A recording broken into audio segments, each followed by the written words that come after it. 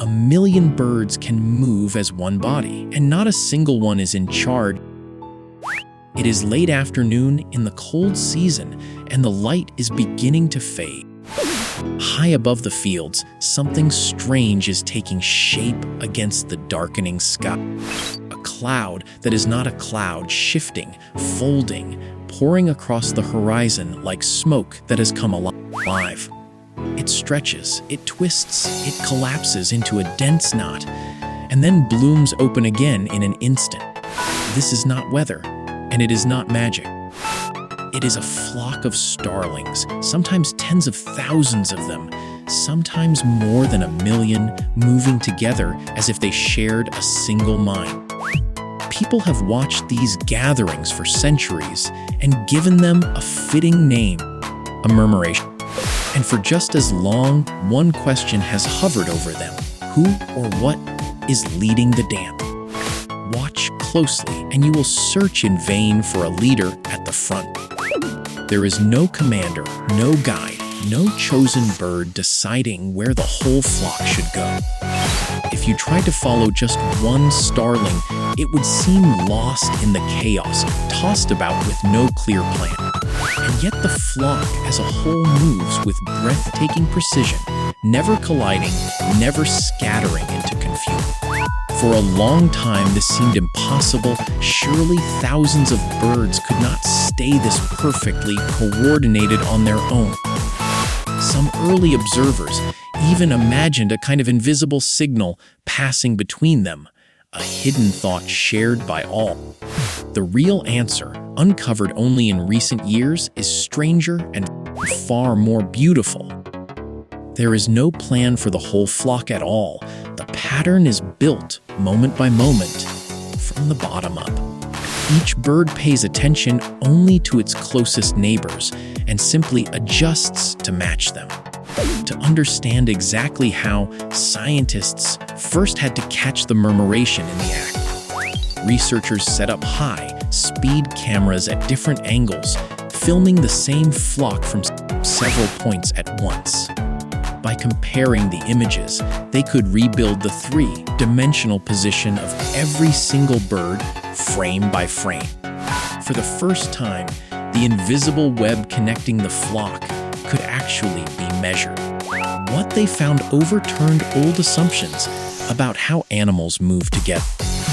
Each starling was not tracking every bird around it, nor simply the ones within a fixed distance. Instead, each one kept pace with a small, steady number of neighbors, roughly 6 or 7 of them. It didn't matter whether the flock was packed tight or spread thin, that number stayed almost the same. Every bird copies the speed and direction of those few companions and does its best not to crowd them. From these simple, local choices, match your neighbors, keep your spacing, the entire spectacle emerges. No bird understands the shape of the whole, each one only manages its own tiny corner of the sky. This quiet arrangement hides an astonishing power, and it reveals itself the moment danger arrives. A falcon appears, a peregrine, one of the fastest hunters alive, diving toward the edge of the flock. In an instant, the starlings nearest to it flinch and turn away. But the reaction does not stop there.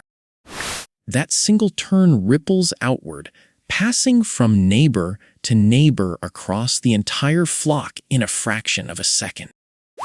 A visible wave of movement sweeps through the birds, far faster than any one starling could see the danger and react.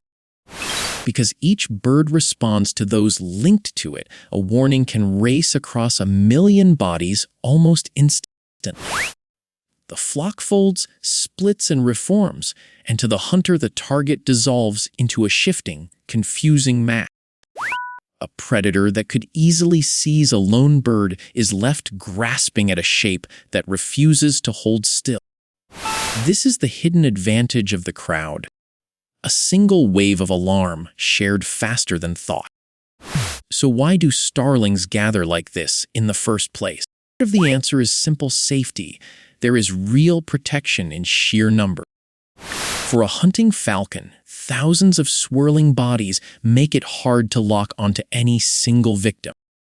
The chance that any one bird is the unlucky target grows smaller as the flock grows larger. But safety is not the whole story.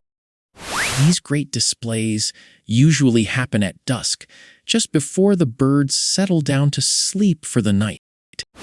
Scientists believe the murmuration may also be a way of sharing information.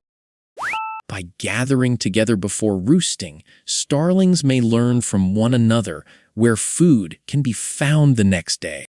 Crowding into a shared roost can also help them keep warm through long, cold winter nights. And so the dance is many things at once: a shield, a message board, and a source of shared warmth.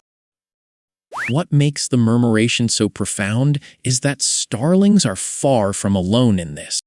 Schools of fish twist away from sharks using the very same trick, turning as one glittering body.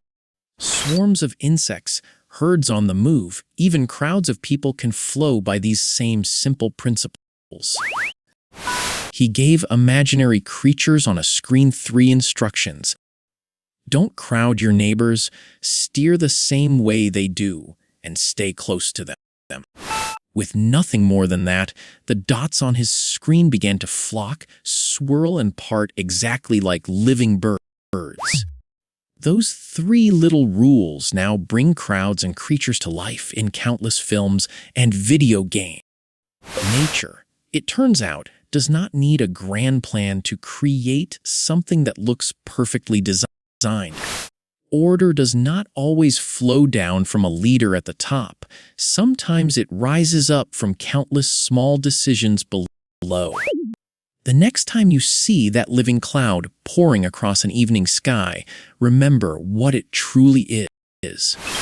Not one mind, but thousands, each following its neighbors, and together painting something no single bird could ever imagine.